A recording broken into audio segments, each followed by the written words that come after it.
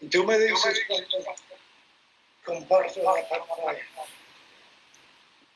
Sí, no, primero te vamos a presentar, Steve, sí. Ok. Tranquilo.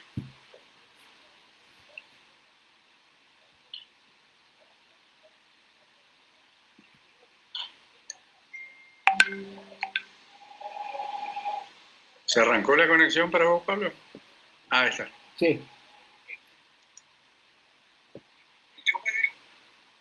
Ahí estamos. Sí, Steve, vamos a esperar unos minutos que se vaya conectando un poco más de gente.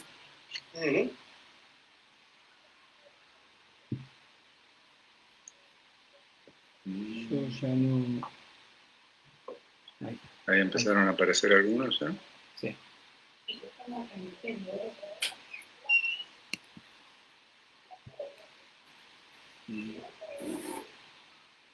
Cuatro.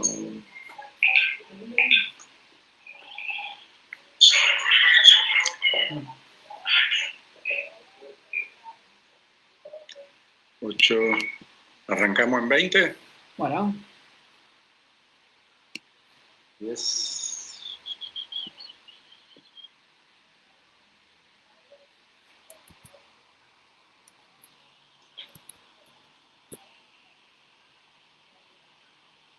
Chunco, ¿cómo está Chunco Pacheco? Omar Hernández, ¿cómo estamos? Bueno, a la gente que se va conectando, estamos esperando que se conecten algunos más nada más, así ya podemos ir iniciando.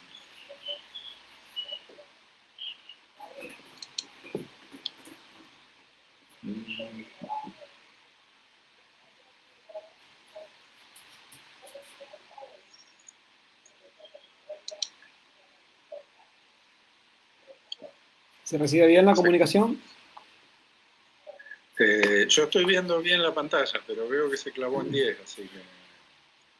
Acá la estoy viendo, la transmisión de Facebook está. Perfecto. 12, ahí se van sumando más. Sí. Bien.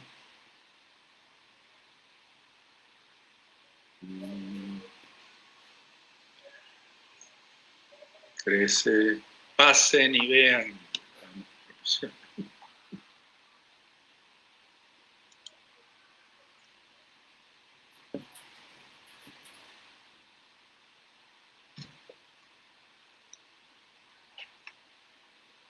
Tiago. 16. Tiago, ¿cómo vamos? Bien, bárbaro, perfecto, está saliendo bastante bien.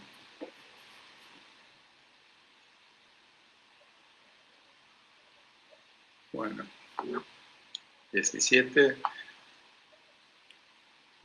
Hablo cuando quieras. Bueno, dale, yo hago dos palabritas sobre la próxima conferencia y ya te paso la comunicación para que lo presentes a Steve. Bueno, buenas tardes para todos. Otra vez les agradecemos enormemente el acompañamiento, como siempre.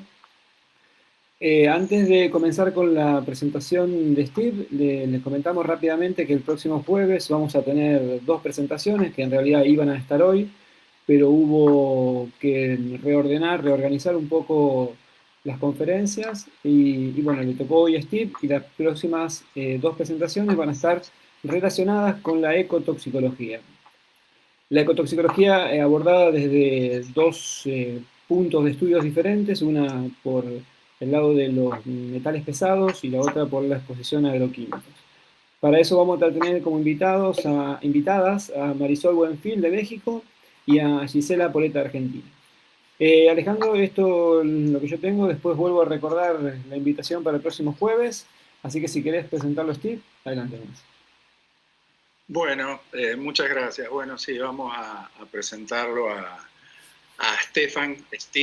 Esteban, ya que trabajó mucho en países de habla hispana, Gorzula. Bueno, para mí es un enorme placer, como cada presentación que hago, pero en este caso un poquito más, porque obviamente a Steve lo conozco desde hace mucho tiempo. Si no me equivoco, fue en el año 90 que nos conocimos en la reunión del grupo de especialistas en Estados Unidos. Y bueno, además de todos los antecedentes que ahora voy a pasar a detallar, creo que es la única persona de todas las que presento que es un poquito mayor que yo. Así que bueno, en este caso me toca hacer el Benjamín. Vamos a decirle a todos que Steve tiene un doctorado en biología marina de la Universidad de Londres, es especialista en gestión de medio ambiente y recursos naturales, tiene más de 40 años de experiencia profesional, de los cuales 26 han sido en países en desarrollo. Esta experiencia incluye trabajos sobre los impactos ambientales y sociales de proyectos de desarrollo de energía hidroeléctrica, legislación ambiental, manejo de cuencas hidrográficas, biodiversidad y planes de manejo de vida silvestre. Es un reconocido biólogo de humedales y ha sido miembro del grupo de especialistas en cocodrilos de la Comisión de Supervivencia de Especies desde el año 1985. Y también es miembro del grupo de especialistas en boas y pitones desde el año 2012. Dirigió proyectos para la Secretaría CITES en Guyana y en Ghana, personalmente me acuerdo del de Guyana. Como académico ha descrito 2 nuevos géneros y 22 nuevas especies de reptiles y anfibios, una especie de rana y 2 especies de plantas endémicas llevan su nombre. ¿Qué tal? Tiene más de 130 publicaciones, hoy en día está jubilado y vive en Springfield, en Virginia, Estados Unidos, y como me dijo él hace un ratito, 24 kilómetros al sur de la Casa Blanca, así que lo que podríamos decir el ombligo del mundo. Steve, muchas gracias por acompañarnos y bueno, quedamos todos atentos, súper atentos a tu presentación. Gracias, Alejandro. Entonces empiezo a compartir la pantalla. ¿Está? Ahí, demora un poquito. Ok. Ok, buenas tardes todos. Lo que yo quiero hacer es hablar sobre cosas que me encantaría saber, ideas y sugerencias para las nuevas generaciones de biólogos. Yo, como Alejandro dijo, hoy día estoy jubilado. El 10 de agosto voy a cumplir 72 años, pero ya soy viejo, no puedo hacer trabajo de campo, pero mirando hacia atrás, creo que a veces simplemente estamos rasguñando las superficies de mundos ocultos. Voy a hablar sobre 10 cosas que son pensamientos y básicamente cosas que no sé. Voy a hablar sobre escamas pericloacales, el instinto de regresar a casa, el tamaño de las barbas en las sabanas del Manteco, características físicas y químicas de los hábitats, cuidado maternal, las 2 especies de paleosulpes, los aficionados, el almizcle y los mitos modernos en la conservación. Bueno, mi experiencia con cocodrilos en las Américas, África, Asia, Australia, y he hecho excursiones de campo, he observado 13 especies de crocodílidos en sus hábitats naturales. He visitado unas cuantas granjas comerciales en los Estados Unidos, también en Brasil. Nota que puse crocodilos rombife con siamenses en Vietnam. Eso es cuento que si hay tiempo les voy a decir por qué hay cocodrilos cubanos en Vietnam. Híbridos. Torosos en Nueva Guinea, granja gigantesco, y también son criaderos con fines de conservación. Y todas mis publicaciones e informes se pueden encontrar en ResearchGate y Academia Edu. Ok, ¿cómo y por qué fui a Venezuela? Esa fue una serie de coincidencias inesperadas. Entre mi licenciatura y doctorado, trabajé como asistente de investigación por un año en el Departamento de Coagulación del Hospital St. Thomas en Londres. Ahí conocí a la doctora Piñango, su esposo, sus hijos. Ella estaba allá en año sabático, investigando el veneno de una oruga que produce hemorragia severa en humanos. Y él me dijo que algún día, si pudiera obtener una subvención, necesitaría un ecólogo que también supiera sobre trastornos hemorrágicos en humanos.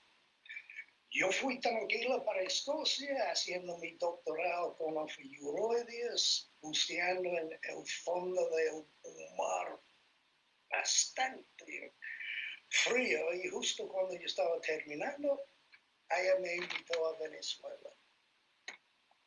Entonces llegué a El Manteco, en el estado Bolívar, sur de Venezuela, 1 de abril del 74. Eso es, en muchas partes del mundo, es Día de los Inocentes. Pueblito pequeño, 3,000 y pico habitantes. La tarea principal era investigar el ciclo de vida y la ecología del Lonomia achelos.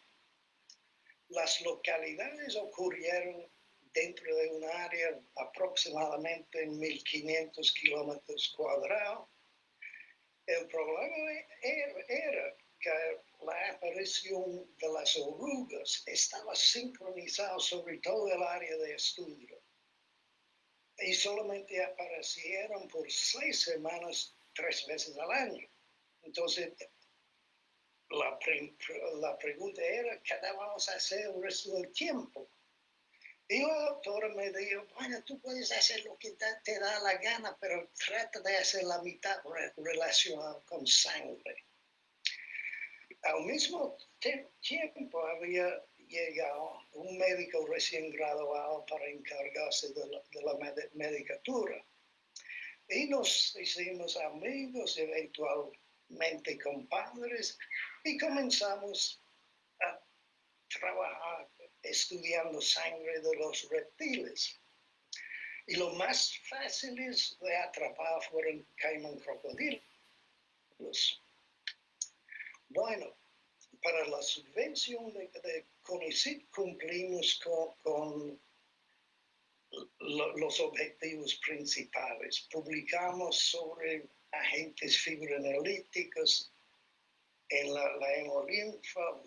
La doctora hizo muchas publicaciones sobre aspectos clínicos, bioquímicos, epidemiológicos, y la publicación donde más reciente, donde yo soy coautor, es una presentación hecho en México sobre epidemiología clínica y terapéutica del envenenamiento.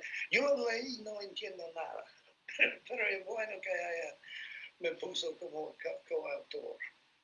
Y las dos fotos se pueden ver las orugas, son procesionarios. Ok. Echamos para adelante con hematología comparativa. Esas fueron publicaciones secundarias. Lo bueno era que, como yo había trabajado en el hospital en Londres, más conocí la morfología o anatomía de los reptiles, fue muy fácil descubrir un método para extraer sangre de caimán crocodilos.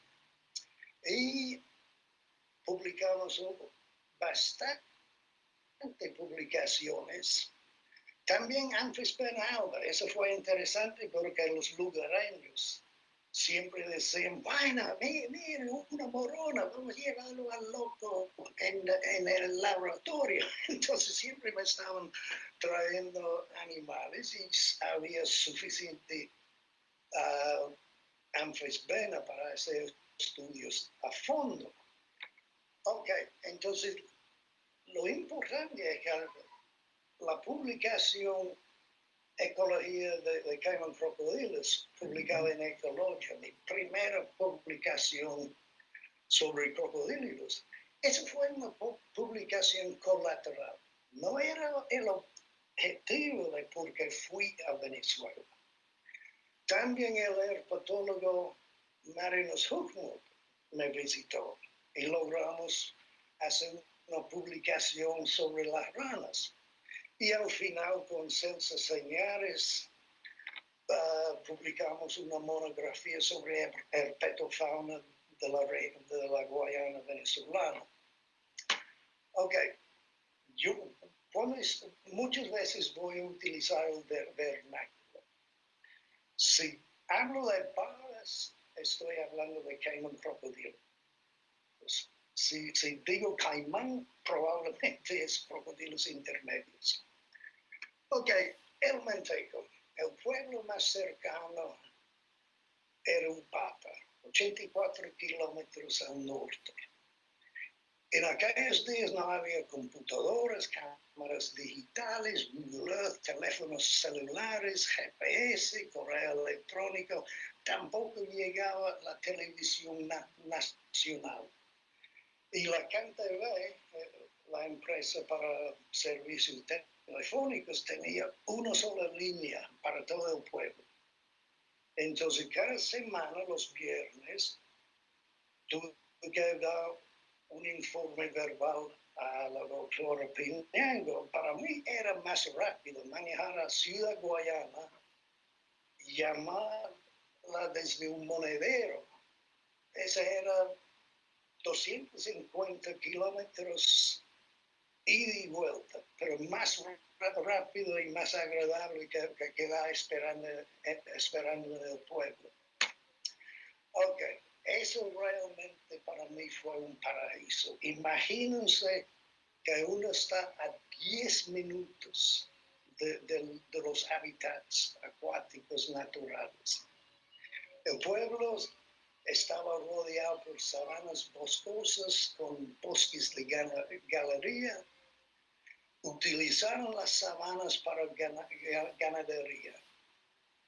Numerosos pequeños pozos y lagunas, algunos permanentes, otros temporales, y descubrí rápido que las balas eran fáciles de encontrar y atrapar si uno caminaba como una vaca, porque estaban acostumbradas a las vacas tomando agua en sus lagunas.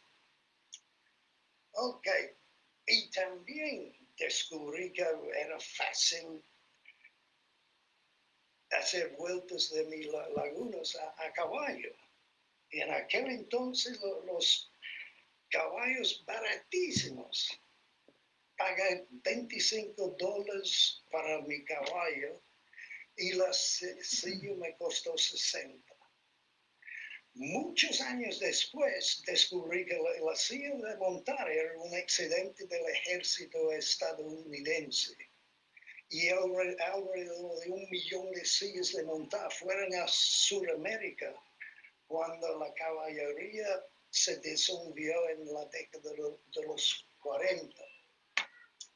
Ok, voy a empezar con las 10 cosas que me preocupan, me molestan. Uno son las escamas pericloacales. Es posible que son similares a las huellas digitales en humanos.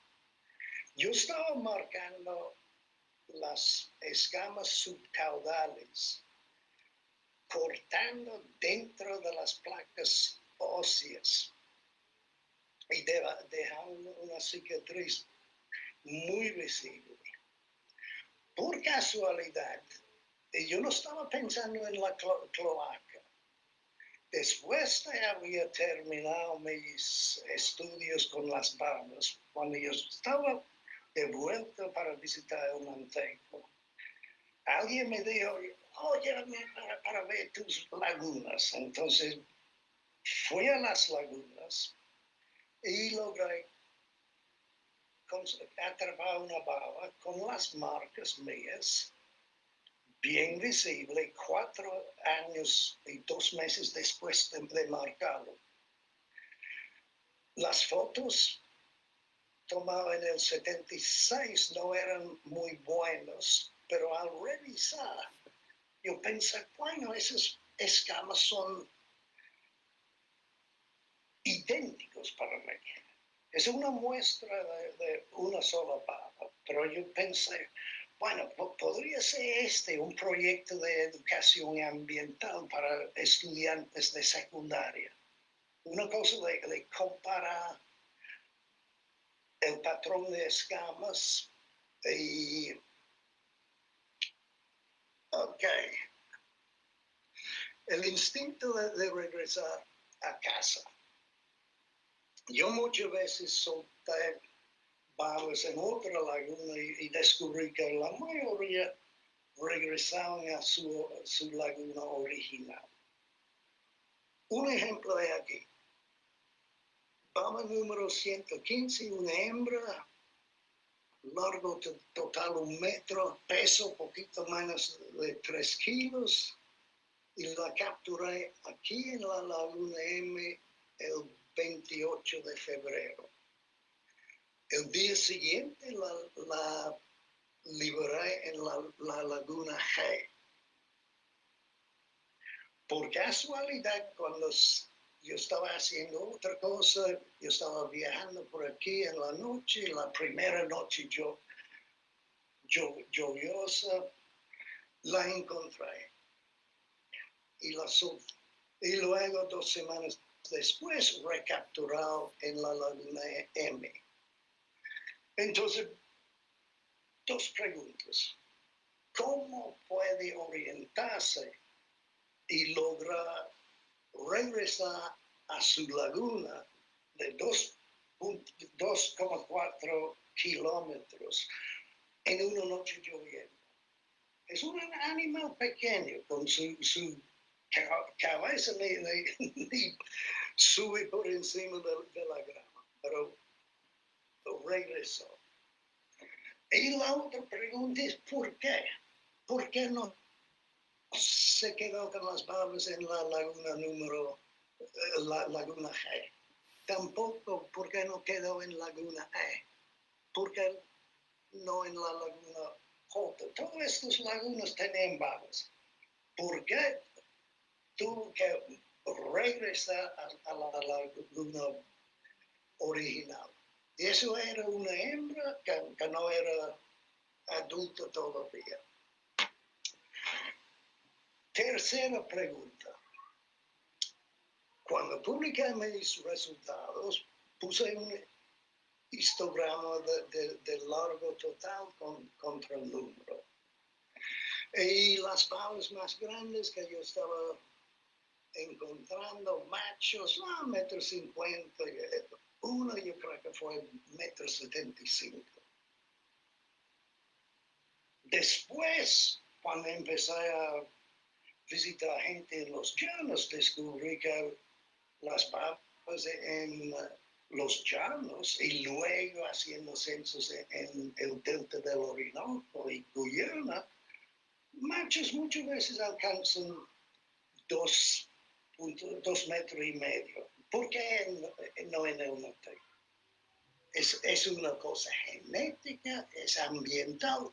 Realmente no sé, pero son diferentes. 4. Características físicas y químicas de los hábitats. Y John Thorpe Jellison y yo nos unimos con Jorge Paulini, un limnólogo del IVIC, Instituto Venezolano de Investigaciones Científicas, Tomamos muestras de hábitats de Paleosucos trigonatus, las cruces, babas de Almanteco, la zona, son los círculos llenados, círculos abiertos a Puri. Y muy sorprendido de que se puede separar por pH, por conductividad, cationes totales, temperatura. Fue un resultado inicial inesperado. Y la conclusión nuestra fue que, bueno, los Paleosucos trigonatus están en aguas oligotróficas, las babas de Almanteco en aguas mesotróficas y babas en los llanos en aguas eutróficas. Y yo pensé, hoy día uno puede conseguir por $100 medidores portátiles para medir conductividad, pH, y una sugerencia para todos los biólogos de cocodrilos hoy día, cuando tienen la oportunidad, mide unos parámetros muy básicos de las características físicas y químicas de los hábitats. Cuida maternal. Eso es otra cosa que me hace pensar mucho. Posiblemente mucho más complejo de lo que sabemos. Yo varias veces en las lagunas de Almanteco, cuando capturé crías, las babas hembras vienen para atacar, para defender sus crías. Y de vez en cuando sospeché que la baba no era la madre. Okay. Luego de terminar en Almanteco, yo estaba hablando con John Fook Johnson. Él estaba haciendo mucho trabajo, observaciones directas en Hato Masaguarao. Y él me descubrió que como durante un año con una sequía muy fuerte, él había observado una baba hembra grande con sus crías defendiendo su pocito de agua contra otras hembras. Y noche tras noche estaba observándola. Y ella no dejó a la otra hembra entrar, pero adoptó sus crías. Y él me dijo que ella terminó cuidando lo que él llamaba un superpod de aproximadamente 125 crías de al menos otras 5 hembras. Yo he buscado y no creo que John haya publicado estas observaciones. En el enlace abajo hay una mención breve, pero si eso es una cosa que pasa mucho, es posible que tengamos un tipo de comportamiento social similar a lo que se ha observado en los gansos. Es una cosa interesante. Porque Paleosucos palpebrosos, es una jaqueca para mí. ¿Dónde están? Y a veces pensaba que debemos modificar una canción infantil tradicional. ¿Dónde están los Paleosucos? Really? Yo no sé dónde están. 13 años en Venezuela, la gente me trajo 9 subadultos capturados en tierra. Y la comenté a Donica de Guyana, de everywhere but nowhere. No conocía biólogos que han encontrado una población de adultos reproductores. They're like homeless tramps, vagabundos sin hogar. Basado en lo que ven en Venezuela, solo su morfología sugiere que es una especie acuática. ¿Dónde estaban? Ok, luego hicimos 2 estudios grandes sobre crocodílidos en Guyana. Pasé 18 meses allá. Hicimos recorridos extensivos hasta el grupo Numi, donde observamos melanosucos, hicimos reconocimiento aéreo, tomamos muestras para estudios limnológicos. Ok, al final,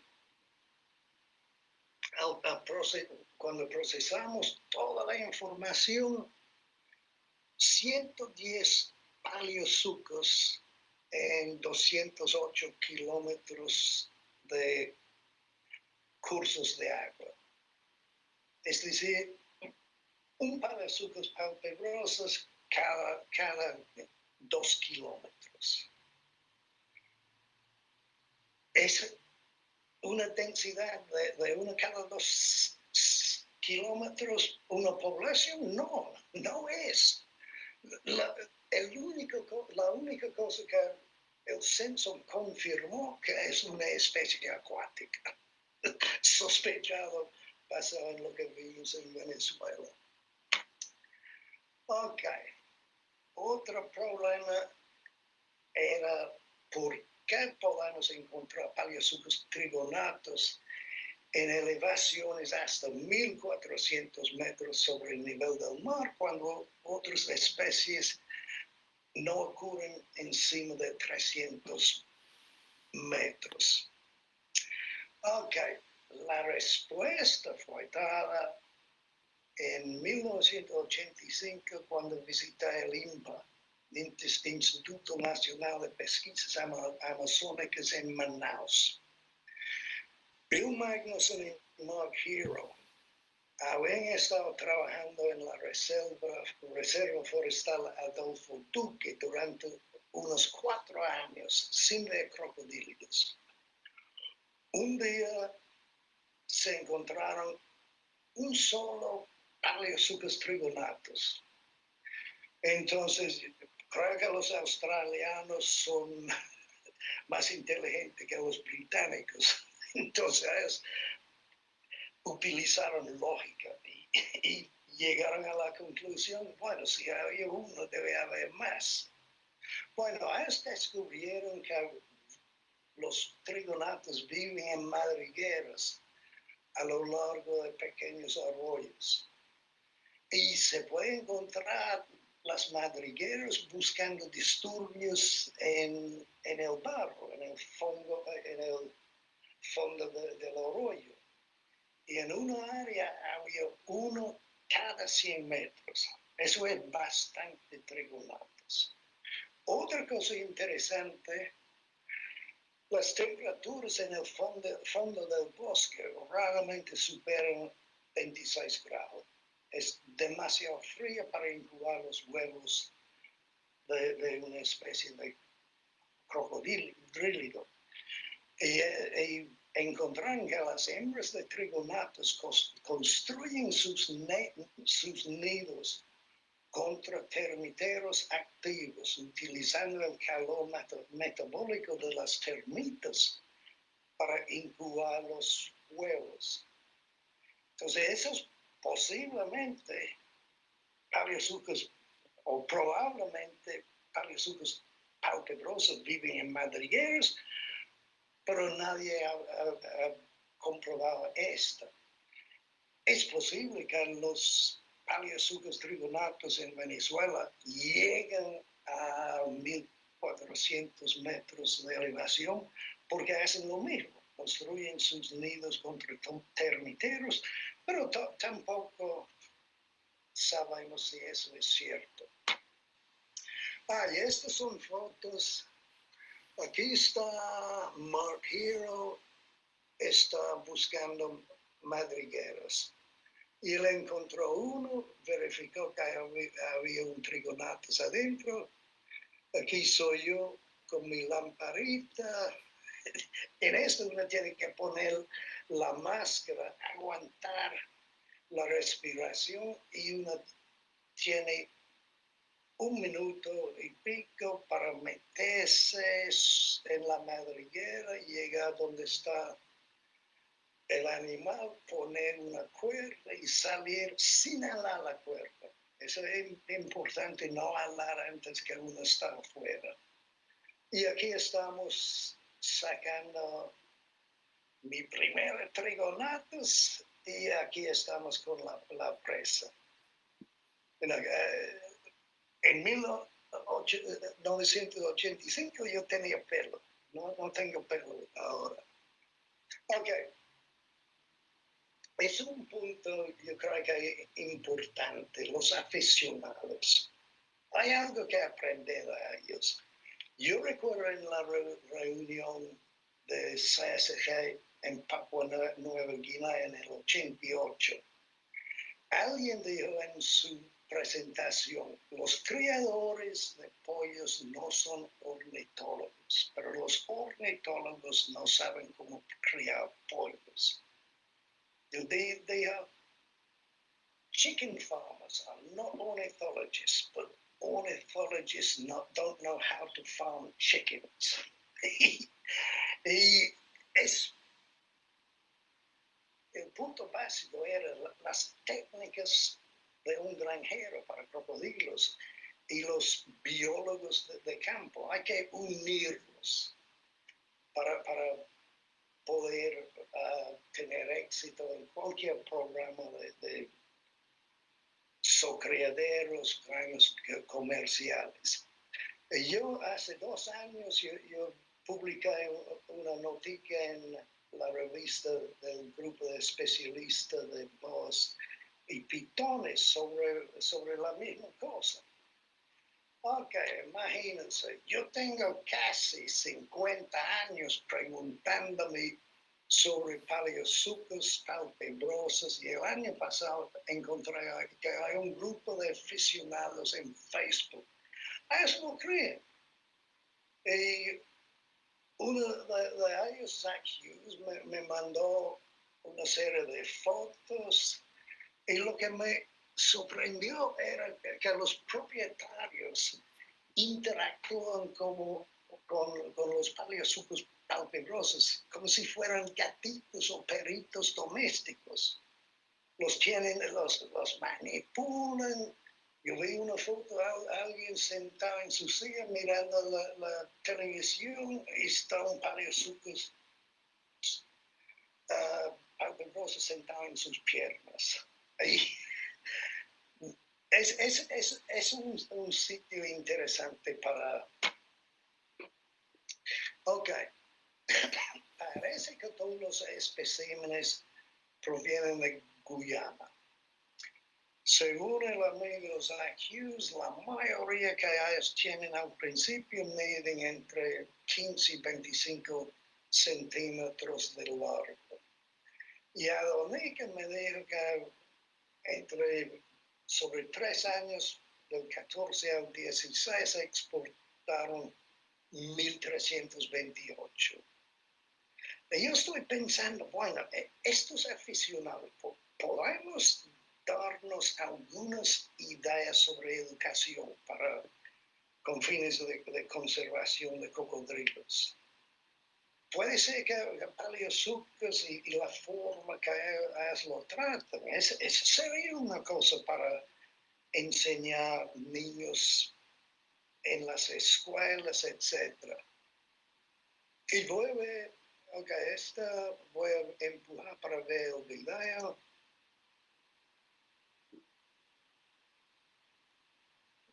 como un perrito. Y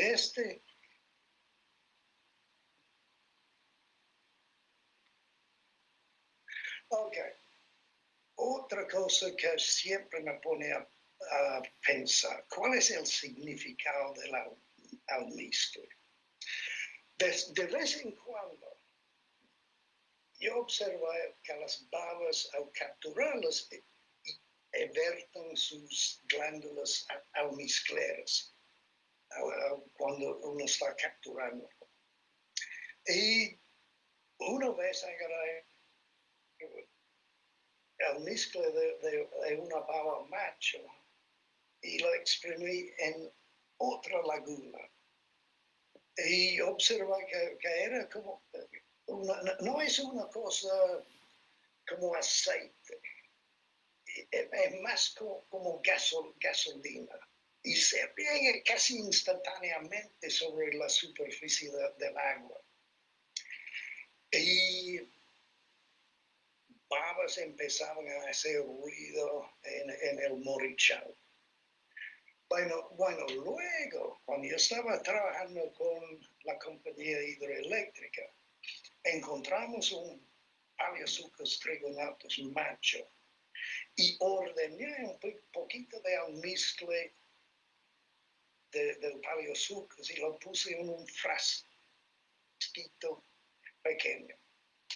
Ok, lo que hice después, una cosa importante, el almizcle para seres humanos no tiene mucho olor. Uno puede ponerlo a la nariz y sí, uno puede, huele algo. No es como maporite o mamíferos que son hediondos. Es un olor muy poco fuerte. Ok, como 2 semanas después, tuve que ir a Caracas y llevar mi frasquito de almizcle. Caracas está en un valle y dentro de la ciudad hay un sitio que se llama Parque del Este. Y queda como 850 metros sobre el nivel del mar. Y había una laguna pequeña, dividido en dos por una cerca de malla de ciclón. 2 caimanes del Orinoco. No recuerdo, no sé si eran machos o hembras, tamaño 3 o 4 metros, grandes. Y los dos, como es frío para un cocodrilo a esta elevación, estaban asoleándose. Y muchos padres con sus hijos pasaron para mirarlo y los hijos preguntaban, mami, ¿por qué no hacen nada? Y tranquilos. Ok, yo abrí mi frasquito. Y imagínense, en Caracas, en el aire hay olor del tráfico, hay olor de la gente comiendo perros calientes, hay bastante olores, pero al abrir el frasquito, dentro de 10 segundos ambos caimanes levantaron sus cabezas, como había detectado algo. Y mojé el filtro de un cigarrillo con un poquito de almizcle y lo zumbé a la laguna. Los 2 caimanes entraron en el agua y empezaron a hacer como movimientos agresivos. Y yo pensé, es eso. Es posible que haya un mundo desconocido de comunicación entre los cocodrílidos basado en olfato, basado en feromonas. No sé, pero yo creo que es un área para empezar a mirar. Yo en conclusión pensé, ok, en el punto número 2, yo estaba hablando de una baba pequeña hembra.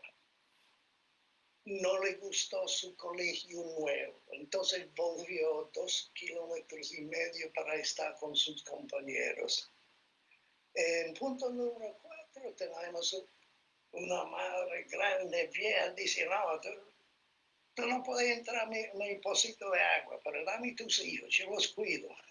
Y ahora tenemos la posibilidad de una comunicación desconocida basada en olfato, en el almizcle. Ok, mitos modernos de conservación. Uno que personal mía, no solamente con cocodrilos, sino en todo, que en el mundo de conservación inventamos justificaciones para conservar especies sin base científica alguna.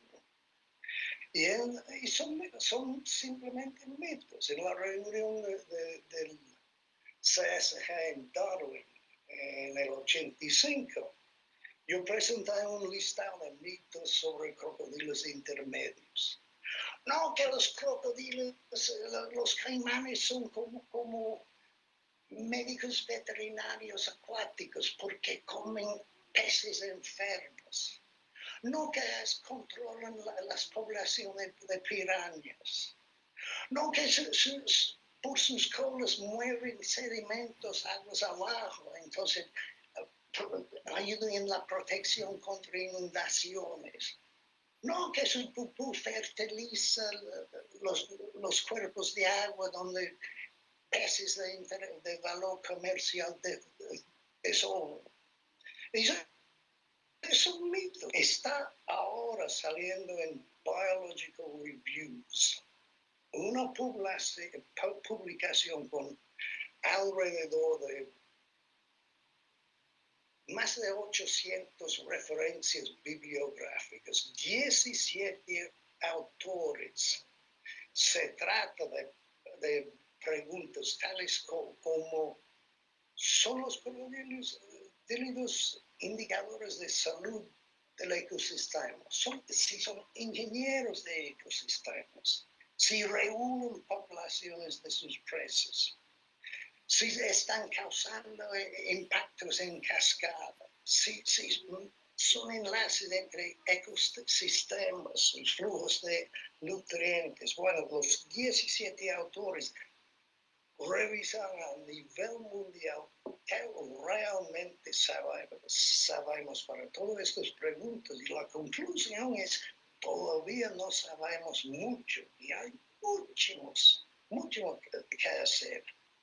Y si yo era joven, yo utilizaría esta publicación como mi Biblia para dirigir investigación futura. Ok, quiero terminar con un poquito de humor. Tres cositas. El muchacho mordido en el manteco, cuando yo estaba trabajando allá, él era lo que decimos un carajito flaquitico. Medía como 1,25 m de altura. Chocó con una baba. La baba probablemente estaba tan sorprendido como el niño, pero él necesitaba 52 puntos de sutura en la medicatura. Lo que pasó era unos años después, cuando ya era hombre fuerte, y lo encontré y le pregunté sobre su herida. La herida había crecido con él. Y él me dijo, no, es buenísimo, es fantástico para impresionar a las chicas, porque parece que como fue un caimán que lo murió. Y también en el campamento de Edelco, una noche estamos aburridos, entonces 4 de nosotros decidimos llevar prestado un pequeño bote inflable sin permiso del dueño. Y empezamos a lamparear para ver si había paleosucos trigonatos.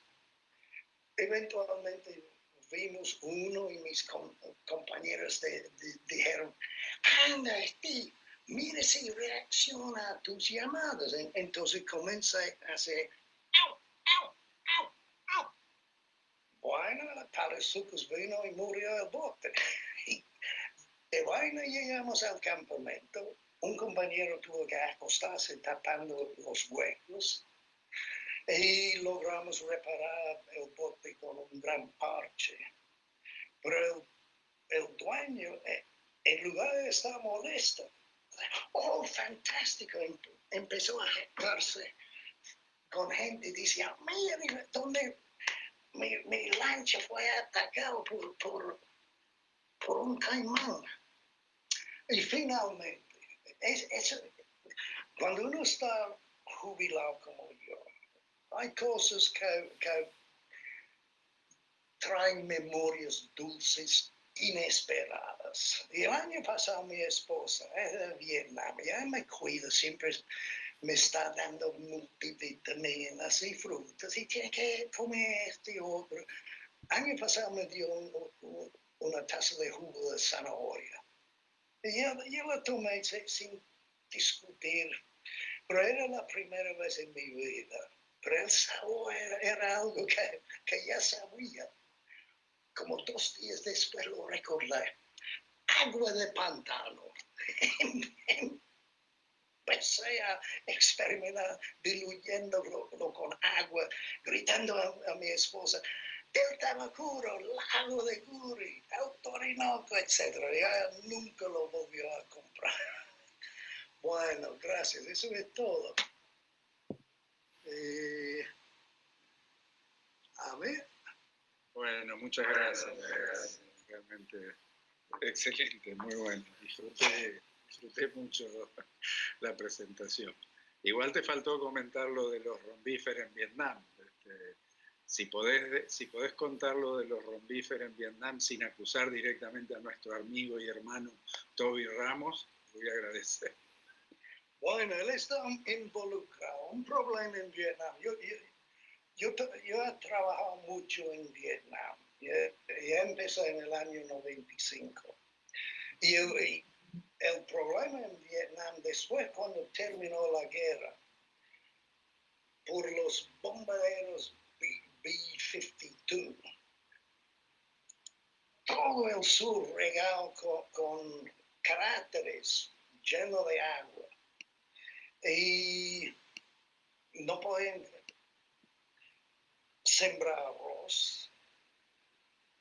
Sabían que, bueno, después de 50 o 100 años eventualmente va a llenar con sedimentos, pero mientras tanto, ¿qué podemos hacer? La gente tiene que comer, pero había, después del 75, mucha pobreza. Y Cuba pensaba, bueno, vamos a ir con nuestros ictiólogos para enseñar a los vietnamitas cómo criar peces en estos pozos grandes. Y hoy día, yo puedo ir aquí en los Estados Unidos, yo puedo ir al supermercado y comprar filetes de pescado de Vietnam, filetes de tilapia de Vietnam. Fue un gran éxito. Según lo que me dijo Toby, alguien dijo, bueno, ¿por qué no manda el loco Toby con unos cocodrilos? También, entonces él fue con los ictiólogos, me dijo, yo creo que fue como 120, 125 crías de crocodilos rombíferos. Los criadores allá no entienden que no se puede mezclar siamenses con rombíferos. Entonces empezaron a criar todos juntos y producen híbridos fértiles. No sabemos qué porcentaje de los cocodrilos en las granjas son híbridos, pero sí, nadie lo ha estudiado. Igual los rombíferos que fueron para allá, algunos ya eran híbridos con acutus, así que una linda preparación han hecho. Steve, creo que estás compartiendo tu pantalla todavía. ¿Puede ser, Pablo? Sí. No lo quería interrumpir, pero sí, está compartiendo aún la pantalla. Ahí está. Sí, hay un paper.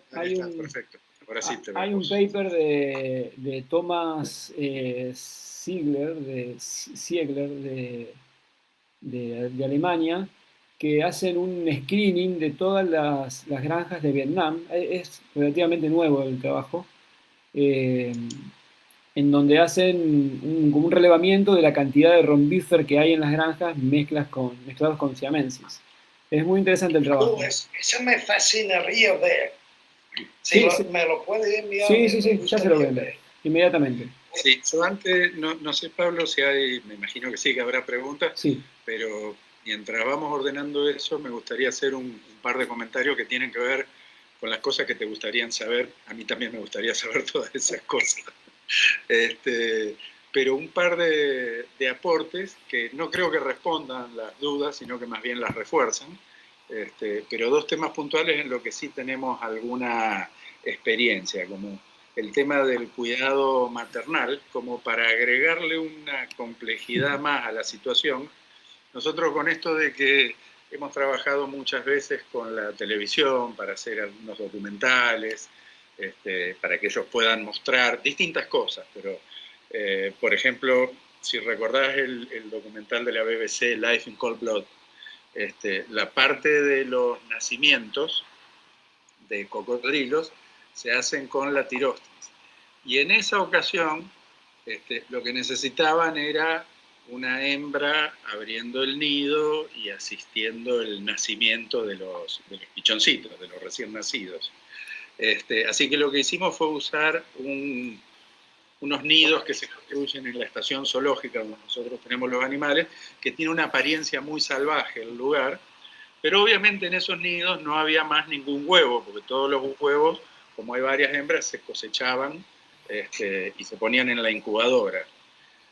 Y un par de años antes yo había hecho una experiencia con un fotógrafo de National Geographic que quería ver algunos nacimientos, y lo que hicimos fue sacar unos huevos a término que estaban en la incubadora, que provenían de otro lugar, que eran de cosechas en la naturaleza, y pusimos esos huevos que estaban en el momento del nacimiento, pues ya los otros estaban naciendo, y los pusimos adentro del nido. Y eso provocó algo muy interesante enseguida, que fue que la hembra, de inmediato, cuando sintió el llamado de los pichones, desde dentro del nido, concurrió a abrir el nido. De pichones que no eran de ninguna manera sus hijos, sino que ella respondía al llamado de su nido y no a quien llamaba desde su nido. ¿Correcto? Sí. Esto quedó reforzado por el hecho de que, como en el lugar había 3 nidos más, relativamente cerca, al sentir el llamado, las otras hembras de los otros nidos también salieron, pero se ponían junto a su nido y no se acercaban al nido donde estaban llamando los pichones.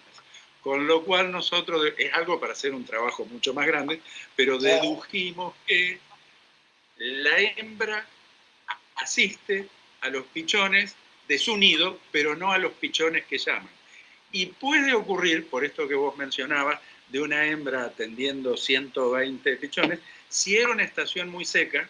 Nosotros para Caimán de Tirostris tenemos el registro de un nido con 129 huevos, fue Pablo, en el Lucero. Ese nido lo habíamos cosechado, pero asumo que si hay un nacimiento muy grande de un nido que tiene múltiples posturas, la hembra, que sea la dominante y que es la que defiende ese nido, va a defender todo lo que nazca de ese nido como si fuesen sus hijos. ¿Se entiende lo que digo? O sea, creo que por ahí puede pasar la cuestión. Sería muy interesante que también hagan adopciones, pero la sensación que tuvimos nosotros cuando hacíamos este trabajo con la BBC es que si a la hembra que estaba atendiendo el nido le hubiésemos seguido agregando huevos, hubiese atendido hasta 500 huevos que nacían en ese nido. O sea, porque su reacción siempre era ir y atender lo que salía de ese nido. Eso para el tema de cuidado maternal. Y no quiero quedarme con todo, pero con respecto al tema de los tamaños, acá esto, bueno, estás en el grupo de boas y pitones, y ahí está Tommy Waller, que está de Sherman, si no me equivoco, Tomás Waller, y con él muchas veces hemos discutido la cuestión de los esteros de Iberá, que es un lugar muy importante acá en Argentina, famoso por la cantidad de caimanes que tiene, además de lo que significa como ecosistema. Pero siempre fue muy llamativo que en los esteros de Liberá, que es un ecosistema enorme, tanto las boas, como la boa curiyú, Eunectes noteus, como los yacarés, ahí está Caimán latirostris y Caimán crocodilus, en ninguno de esos casos alcanza tamaños como por ejemplo las boas en el Bañado de la Estrella en Formosa o los yacarés en todo el resto del área de distribución, Caimán yacaré en Formosa o Caimán latirostris en Santa Fe. Y esto parece tener que ver, en nuestras discusiones, obviamente sería interesante que se haga un estudio, tiene que ver que aparentemente con la productividad del ecosistema, porque los esteros de Liberá se caracterizan por aguas negras que tienen aparentemente muy poca productividad. Tener esos aparatitos para ir midiendo los parámetros físico-químicos creo que aportarían mucho también en este sentido. Es muy difícil ver en los esteros de Liberá yacarés que tengan más de 2,10 metros, 2,20 metros, cuando en realidad en todos los otros lugares encontramos yacarés de 2,70 metros, 2,75 metros, hay algunas descripciones de tamaños mucho mayores. Y para el caso de la boa curiyú ocurre exactamente lo mismo. Así que bueno, para agregar un poquito de confusión a la confusión. Bueno, Alejandro, ¿tenés una pregunta? ¿Te envío una pregunta? Si querés. Ajá. Sí. Bueno, de Álvaro.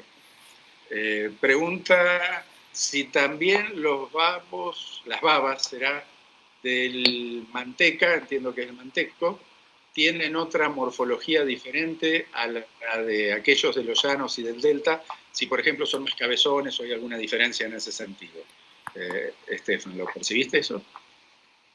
Realmente no sé. Lo que sí recuerdo que una vez enseñé a José Ayarzaguana, que estaba trabajando en el Hato del Frío en los llanos.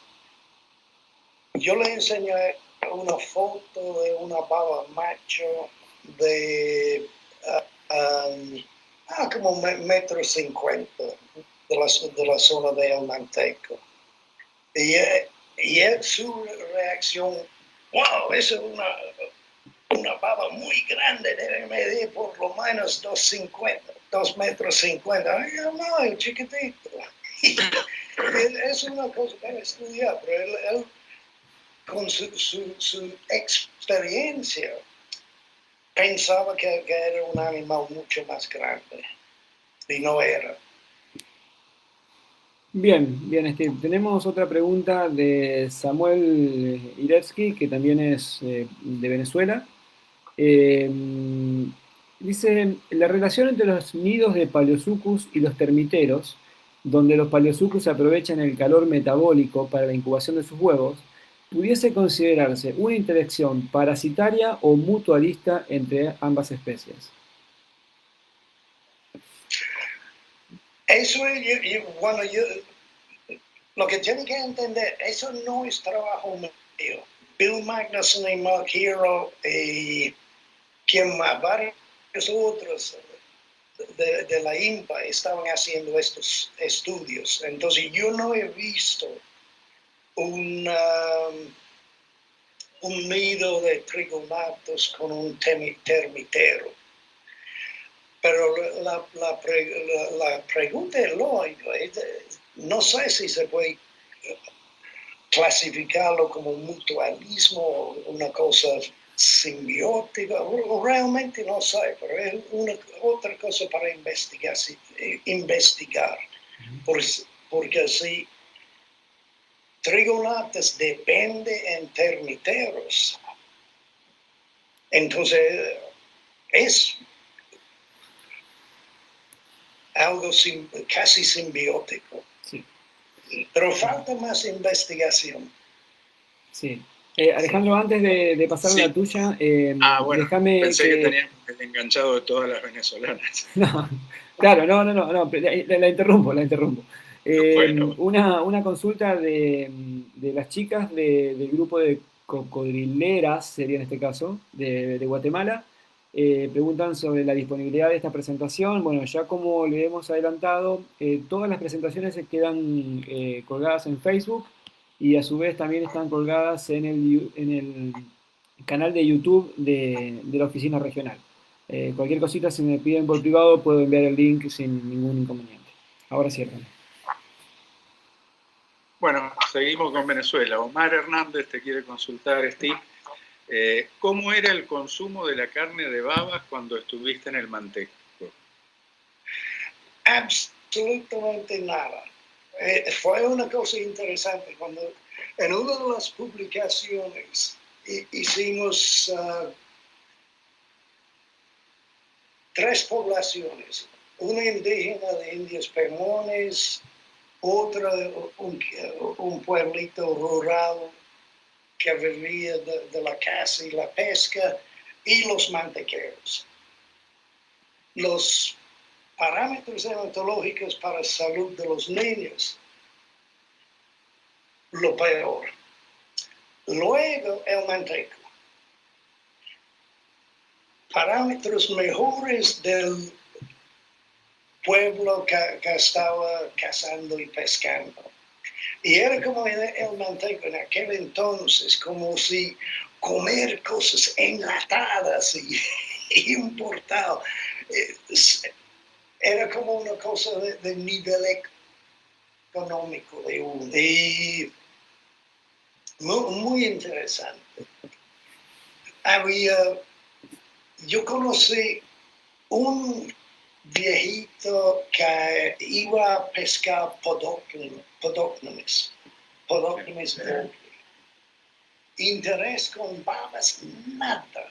Cuando hice censos en el Delta Amacuro, parece que los lugareños estaban cazando babas, encelando la carne y vendiéndolo como cazón o cazón salado, porque los marineros son brutos y no saben cuál es la diferencia. Pero el consumo en el manteco ignoraban las babas. Morocoyes no, eso fue una cosa que tuvimos una campaña en conjunto con la Guardia Nacional, con educación ambiental, porque el tráfico en Jauca, Quelón, es una vaina bárbara. Y yo siempre digo, bueno, eso es culpa del Papa, porque cuando los primeros misioneros que podemos comer en Semana Santa, bueno, pueden comer pez y cualquier vaina que tiene patas con membranas. Entonces el pobre Morocoy, por culpa de la Iglesia Católica, ya reza tradicional para Semana Santa. Bueno, el chigüiro también. Bien, Steve, tenemos la última pregunta, que es sobre si realizó algún experimento, algún otro experimento con el almizcle en frente a otros animales en cautiverio. No creo. Eso sería otra cosa. Sacar el almizcle es muy fácil. Tiene que tener un animal de tamaño mediano y exprimirlo. Bueno, claro que otras personas tienen que mantenerlo sin mover, pero la técnica es facilita. El almizcle en el frasquito, yo creo que duraba varias semanas sin degradarse. Y eso sería una cosa interesante. Ir a un parque zoológico y abrirlo, ver si los leones reaccionan y si las vacas. Sí. Pero realmente no sé. Como digo, es muy fácil exprimir almizcle. Sí, hay un sinfín de experimentos que uno podría hacer con reacciones de otras especies. sí, sí, sí, sí. Ahí ya tengo un mensaje de un estudiante intentando si se puede hacer algo en el proyecto Yacaré, ¿no? Ahí después vamos seguramente a hablar con Alejandro al respecto. A ver cómo se podría diseñar algo parecido. Bueno, vamos acá, aparte, digo, para hacerle honor a lo que yo creo que es el primer paper científico publicado sobre la tirostria en la ciudad de Santa Fe.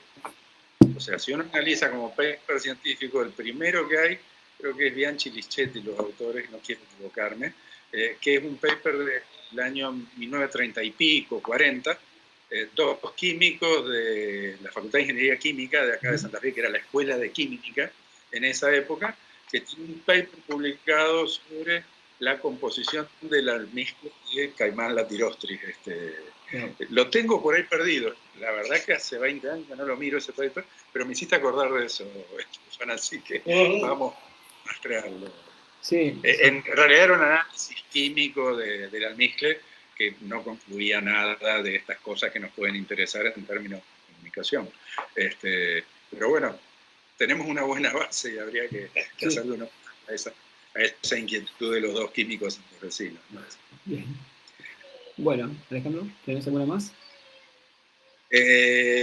Sí, tengo esta que me pasaste de Carlos Valeris, te manda saludos, Steve, y te comenta que encontraron un nido de Paleosuchus trigonatus, en la cuenca del río Erevato, en Bolívar, Venezuela, y también asociado a un termitero. ¡Ah! ¡Publícalo! Está bien, buen consejo. Bueno, Alejandro, yo no tengo más nada. Yo te quiero saludar y te quiero agradecer muy especialmente, porque realmente este tipo de cosas nos desafían, nos hacen acordar de muchas cosas que nos llamaron la atención en algún momento y que después la vida nos llevó para otro lado y no las profundizamos como probablemente habría correspondido. Tenemos un amigo de la familia que es un cantante uruguayo muy bueno, nosotros lo seguimos mucho también, Fabián Marquisio, y tiene un tema que dice: cuando aprendí las respuestas, me cambiaron las preguntas. Y creo que nos has cambiado muchas preguntas en este sentido, así que creo que a todos nos viene muy bien. Ha sido un enorme gusto verte y por supuesto también escuchar tu presentación y todo esto tan interesante que nos presentaste. Y por supuesto, esperamos encontrarnos el año que viene, si es que finalmente podemos hacer la reunión del grupo en Chetumal. Así que un gran abrazo y muchísimas gracias. Igualmente. Un abrazo para ambos. Sí, yo quería aportar algo. Creo que es una excelente iniciativa hacer como una especie de biografía personal de las personas que tienen mayor experiencia en este tema. Y creo que podríamos aprovechar estos espacios para que otras personas puedan desarrollar lo mismo, ¿no? No quiero comprometerlo a Alejandro en este momento, pero quizás podría ser una historia de su vida. Tengo muchas cosas para contar, pero tendría que tomarme una semana o dos para ver cuáles son las que no tengo que contar. Bueno, pero creo que sería muy interesante. Bueno, Steve, yo también muy agradecido realmente. Bueno, yo tuve la suerte de escucharla 2 veces mientras usted la practicaba y ahora nuevamente. Realmente las 2 veces me resultó muy, muy interesante. Así que felicitaciones y muchas gracias por el interés en participar en estos espacios. Bueno, rápidamente también para recordarles las 2 próximas presentaciones que van a estar relacionadas con el tema de la ecotoxicología, como le adelanté, por Marisol Buenfil de México y Gisela Poleta de Argentina. Bueno, por mi parte, nuevamente gracias, saludos para toda la audiencia y esperamos encontrarlos nuevamente el jueves que viene. Fantástico. Y ahora puedo verlos en Facebook, los otros. Seguro. Las otras presentaciones. Seguro. Ok, fantástico. Bueno, hasta luego. Hasta luego. Chao, chao.